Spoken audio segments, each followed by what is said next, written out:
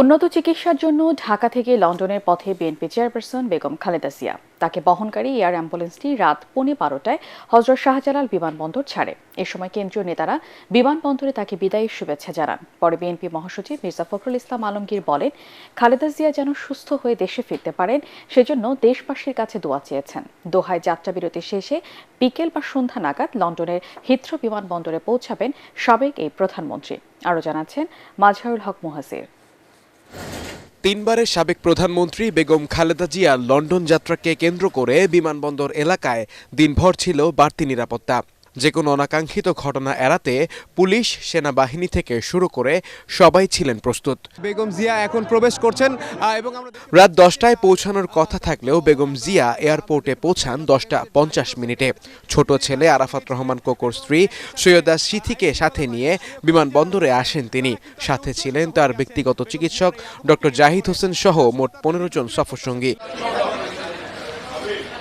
এ সময় বিমানবন্দরে উপস্থিত হয়ে খালেদা জিয়াকে বিদায় জানান দলের মহাসচিব মির্জা ফখরুল ইসলাম আলমগীর সহ সিনিয়র নেতারা। রাত 11:46 লন্ডনের উদ্দেশ্যে ছেড়ে যায় বেগম জিয়াকে বহনকারী এয়ার অ্যাম্বুলেন্স।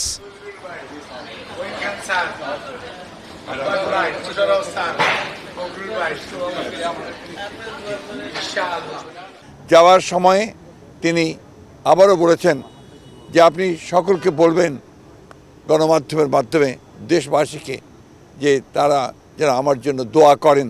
আর আমিও আল্লাহ তাআলার কাছে এই দোয়া চাইছি, আল্লাহ যেন এই দেশকে, দেশবাসীকে যেন ভালো রাখেন, তাদের কল্যাণ করেন।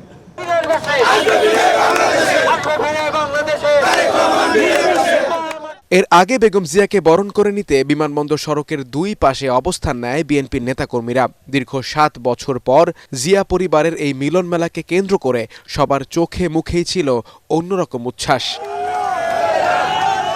খুনি হাসিনা পালিয়ে যাওয়ার পর আজকে বাংলাদেশের মানুষের দোয়া এবং দেশবাসীর কাছে দোয়া চেয়ে আমরা চাই যে আমাদের নেত্রী আমাদের মাঝে আসবে, সুস্থ হয়ে ও বিদেশ থেকে সুচিকিৎসা নিয়ে এখানে বাংলাদেশে আসতে পারে, জনগণের পাশে দাঁড়াতে পারে। তার অধীর আগ্রহে থাকবে সে যেন উন্নত চিকিৎসার মাধ্যমে উপরওয়ালা যেন তাকে সহি সালামতে দেশে আবার ফেরত পারে। 18 কোটি মানুষের আল্লাহ রাব্বুল আলামিনের কাছে চাওয়া ছিল, আজকে ম্যাডাম যাচ্ছেন। যদিও চিকিৎসা, প্রিয় সন্তান, নাতি নাতনিদের সাথে সময় কাটিয়ে বিএনপি চেয়ারপারসন কবে দেশে ফিরবেন তা এখনও জানা যায়নি। সকলের প্রত্যাশা দ্রুতই দেশবাসীর কাছে আবারও ফিরে আসবেন তিনি, নেতৃত্ব দেবেন বরাবরের মতোই আপোষহীন হয়ে। মাজহারুল হক মুহাজির, এটিএন বাংলা, ঢাকা।